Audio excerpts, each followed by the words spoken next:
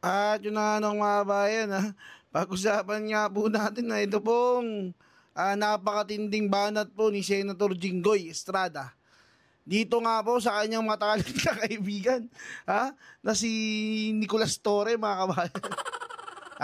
Mantakin mo naman kasi, no, mga kabayan, tinawag po, ni Senator Jinggoy Estrada. Ito pong si Nicolas Torre, na napaka-arroganteng chief PNP daw po, mga kabayan. Ito po yung balita, ito po, galing po sa bilyonaryo, mga kabayan. Ito po yung sinabi ni Senator Jinggoy Estrada. He is not a good choice. Ngayon lang tayo nagkaroon ng napaka-arroganteng chief PNP, mga kabayan.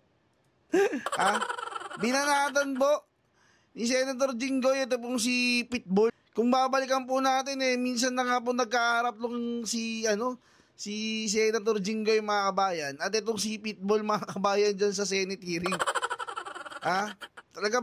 Talagang matindi ang galit nito ni Senator Jinggoy, no? Matindi yung disgusto niya dito kay Pitbull, mga kabayan. FYI lang po, hindi po tayong tumawag na Pitbull dyan, kay General Torre, mismong si Secretary John Vic Remulla po, ginagaya lang po natin, kung magagalit man po si General Torre, dapat po kagalitan po ninyo si John Vic Remulla na inyong kaibigan, General, kasi siya po nagpauso niyan, tinawag po kayong Pitbull, nakikigaya lang po kami. Sino pa po ang merong matindi ang disgusto dito kay General Torre? Ito po, mga kabayan, si Sir Jay Solsa po, mga kabayan, tinawag po na political animal. Tinawag po na political animal. Ito pong si Pitbull, mga kabayan.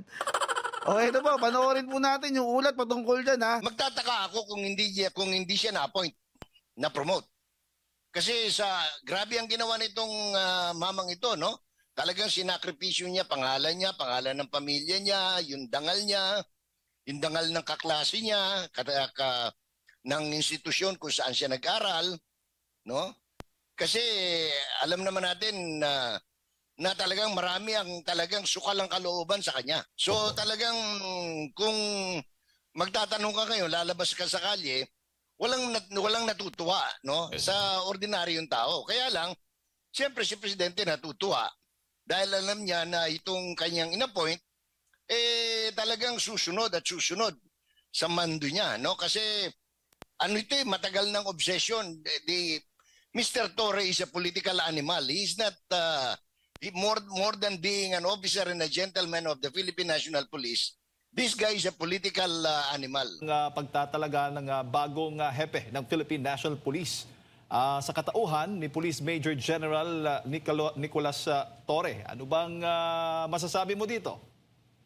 Well, unang-una, ito ang kauna-unahang pagtatalaga ng isang nagtapos sa Philippine National Police Academy. Very historic ito sa bahagi ng PNPA at saka Public Safety College. Tapos ito ay prerogative din ng Pangulo, no, na magtalaga ng kung sino ang kanyang napupusuan batay na rin sa mga rekomendasyon ng National Police Commission at ng Department of Interior. So apparently si Mr. Torre was recommended, nasa shortlist siya na binigay ng DILG at NAPOLCOM, kabilang ang isa pang graduate ng PNPA at 2 graduate ng Philippine Military Academy.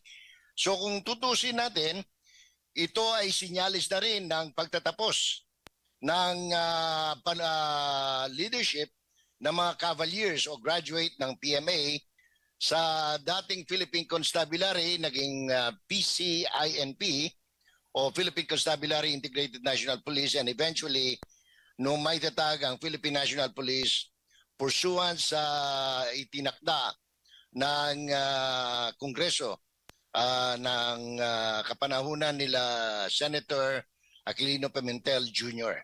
So basically yan ang pinaka-background ah, wala tayong masasabi riyan na pwedeng kontrahin, no, yung kagustuhan ng Pangulo sapagkat yan ang gusto niya. At yan naman talaga ang nasusunod.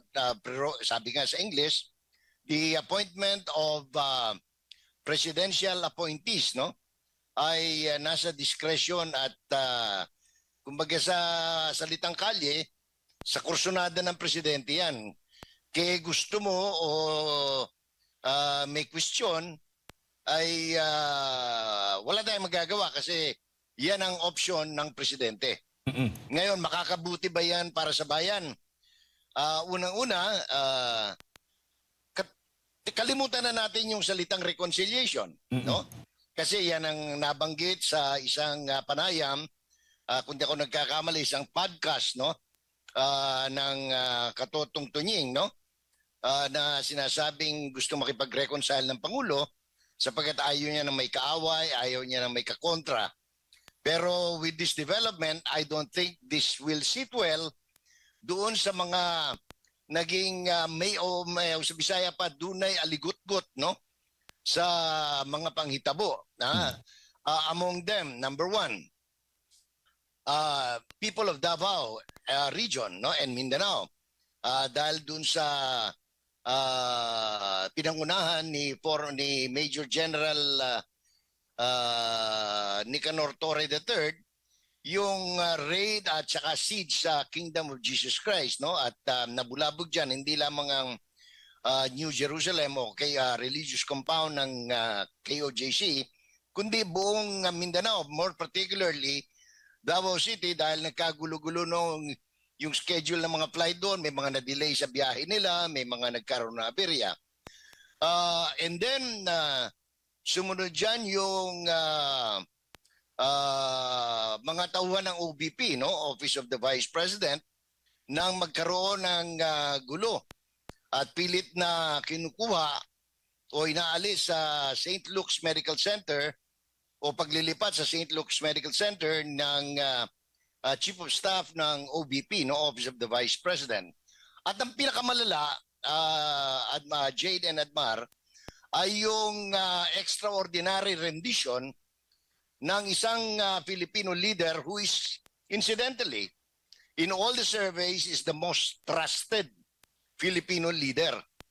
Bukod doon, wag na yung pagiging leader niya, siya ay Pilipino na ipinagkanulo sa ibang bansa, no, sa ibang organisasyon labas sa Pilipinas, habang umiiral naman ang sistema ng huridikatura sa bansa. So, kung usapan ay reconciliation, forget it. Wala na yun. You cannot expect people to accept with open arms and with smiling face the designation and promotion of Mr. Torre as the Chief of the National Police, Jade. Considering, Sir Jay, doon po sa mga nabanggit po ninyo, linawin lang natin yung 16 na araw na pagkubkob ng mga kapulisan sa pangunguna nga ni Nicolas Torre, yun ay si Pastor ay sumuko, hindi na-aresto nila. Talagang, malinaw yun. Oo, no? Kasi nga binibida nila na-aresto. Pabida ni Mr. Torre na siya ang humuli. Walang ganon. Alam naman ng tao yun. Opo. Na ito ay malayo sa katotohanan. Kaya lang, yun nga, gimmick. Pero let it not be said na kinukwestiyon natin yung kanyang qualification, no? Because he is qualified. Opo. To become a national police chief, no? Depende nga sa panlasa ng Pangulo. At in this particular case, mas pinili ni Presidente, siyempre yung tauhan na sa tingin niya ay sumusunod at makakasunod sa lahat ng kanyang kagustuhan o alituntunin o nais mangyari sa ating bansa, no? Sa ilalim ng kanyang liderato. Opo. Kaya nga po, nabanggit po ninyo yung lahat ng kanyang mga ginawa noong mga nakaraan. Considering that, ano yung expectation mo naman ngayon na naging hepe na siya o magiging hepe na nga o ng Philippine National Police? Dalawang bagay yan. Alam mo, ang problema kasi riyan, hindi fixed term yung panunungkulan ng PNP. Kung nataon niya na ang appointee ay katulad ng pagiging commissioner ng COMELEC o pagiging commissioner tawag nito ng COA na or civil service na merong fixed term, pwede nating masabi na ngayon nakuha mo na yung inaambisyon mo, pwede ka nang gawin yung tama kahit na hindi sang-ayon sa kagustuhan ng presidente. Iba ito eh. Kasi itong posisyon na ito, anong tawag niyan? Walang term of office. You can be fired anytime kung sa tingin ng presidente, hindi ka nakarapat-dapat sa kanyang panlasa. So ang expectation is lahat ng gusto ng presidente susundin niya. Kasi gusto niya mapanatili sa pwesto hanggang 2026 March, no? Kung saan siya may mandatory retirement. Opo. Ngayon, kaya nga naisulat ko nga na kagabi na magtataka ako kung hindi siya na-appoint, na-promote. Kasi grabe ang ginawa nitong mamang ito, no? Talagang sinakripisyo niya, pangalan ng pamilya niya, yung dangal niya, yung dangal ng kaklase niya, ng institusyon kung saan siya nag-aral, no? Kasi alam naman natin na talagang marami ang talagang sukal ang kalooban sa kanya. Opo. Dahil sa ginawa niya, hindi lamang kay Pastor Kibuloy, hindi lang kay Vice President Estrada, Duterte, lalong-lalo na kay Presidente Duterte. So talagang kung magtatanong ka ngayon, lalabas ka sa kalye, walang natutuwa, no, sa ordinaryong tao. Kaya lang, siyempre si Presidente natutuwa dahil alam niya na itong kanyang inappoint talagang susunod sa mando niya, no? Kasi ito matagal ng obsession. Mr. Torre is a political animal. He's not more than being an officer and a gentleman of the Philippine National Police. This guy is a political animal. Yun nga. Kasi yun ang background niya eh. From Samar na kinampihan niya ang isang political group na naging dahilan kung kaya siya dineclare na persona non grata, up to the very moment na kinidnap nila si Presidente Estrada ay Duterte at dinala doon sa The Hague, no? Or The Hague, no? Depende sa pronunciation na gusto ng ating mga nanonood. Opo. Yun nga sana ang susunod kong itatanong, Sir Jay. Doon sa mga naging karanasan nitong si General Torre, ay magiging katanggap-tanggap ba sa mga kababayan natin ang bagong hepe ng PNP? Although, siyempre, mabango at makatanggap-tanggap siya, tulad ng sabi mo, sa Pangulong Bongbong Marcos Jr. Pero sa mata ng taong bayan, papaano yon makakaapekto? Ewan ko lang, more than taong bayan, ang una siguro magiging bagay na dapat tingnan ni Mr. Torre ay paano niya mabubuo, no, yung kalooban ng Philippine National Police mismo. Kasi let us face it, may mga nasagasaan siya riyan, no? Unang-una, yung mga senior sa kanya, tatlo yung most senior sa kanya, no? 3 lieutenant general. Tapos may mga tauhan yan, may mga kakampi rin yan. Tapos merong mga idealist din na mga junior officers na alam naman natin na pasikreto lang kung magreklamo, pero so isa yan sa unang dapat niyang asikasuhin, no? Kasi kung hindi niya maasikaso yun, malaking problema. Remember, meron ng lamat at ito ay pinakita na sa pamamagitan ng absentee voting, no, local absentee voting, kung saan yung men in uniform, police included, ay nagsabing talagang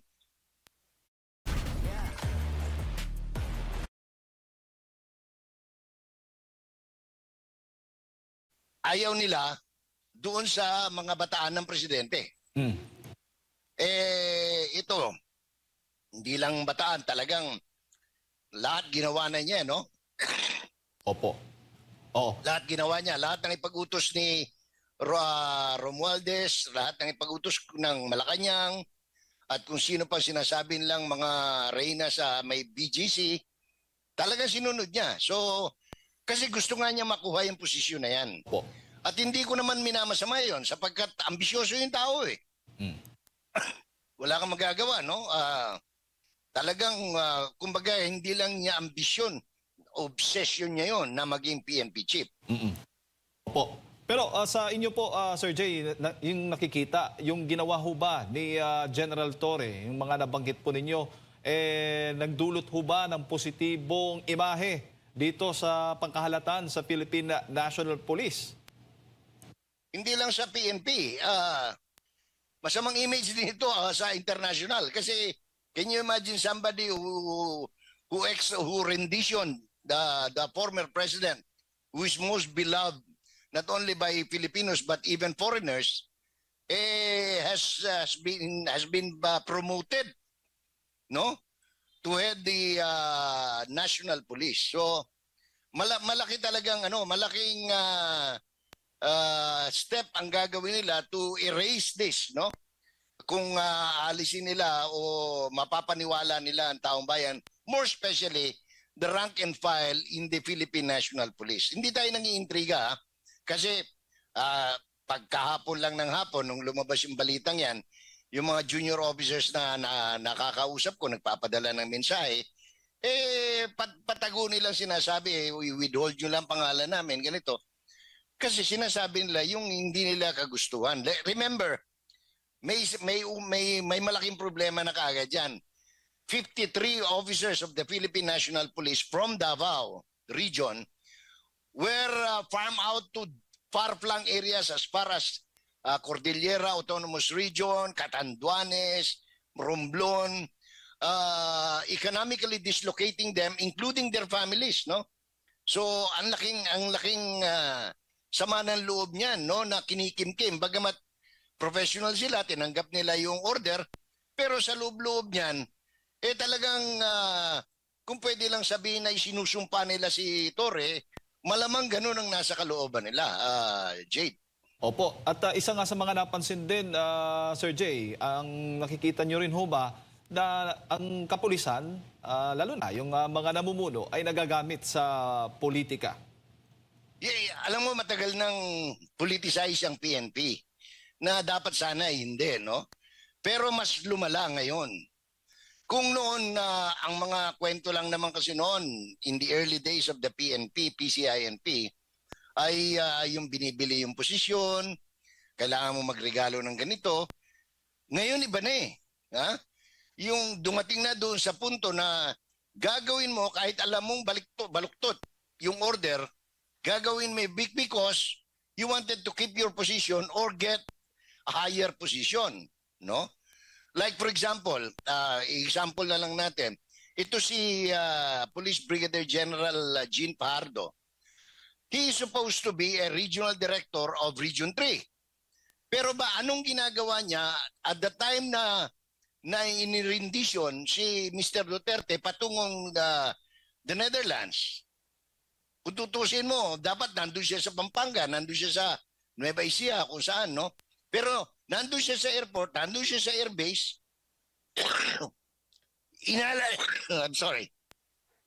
Inaalalayan itong si General Marbil at saka si Mr. Torre. So yan ang mga example ng highly politicized na todo-todo, sobra-sobra. So yan ang masamang epekto naman doon sa PNP. Opo. Na sana ay hindi nangyayari at hindi na mangyari sa susunod. Kasi otherwise, wala papunta sa kangkungan yung organisasyon. No? Ang aim kasi ng pagtatatag ng PNP is to professionalize the Philippine National Police as part of the Interior Department of our government. Unfortunately, it doesn't appear to be so now, Jed.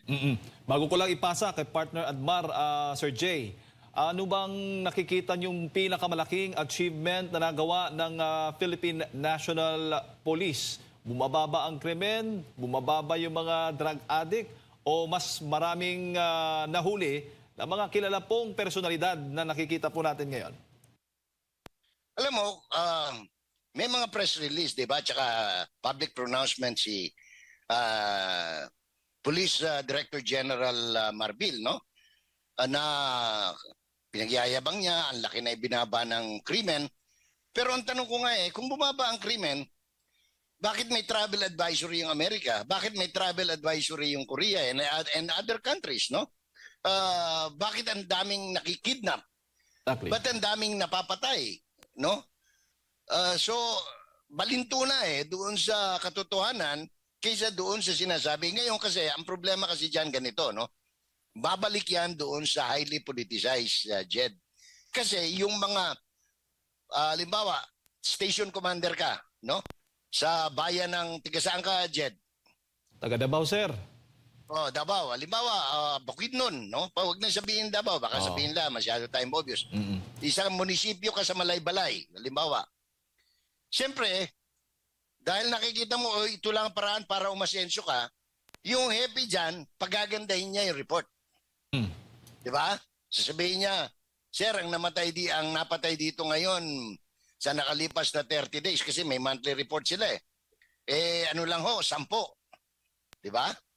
Kung talagang napatay, iba-iba dyan. Merong homicide, merong murder, may kung ano-ano, di ba?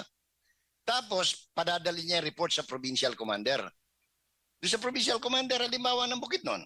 Siyempre, yung provincial, yung coronel doon na gusto rin magpalapad ng papel dahil politicized nga, pagagandahin niya ngayon. Sir, 7 lang ang napatay sa area of responsibility ko. Di ba? O di, maganda lalaki siya. O, mababaho ang krimen. No? Kahit na 10 yung nakawan, report niya, 7 lang.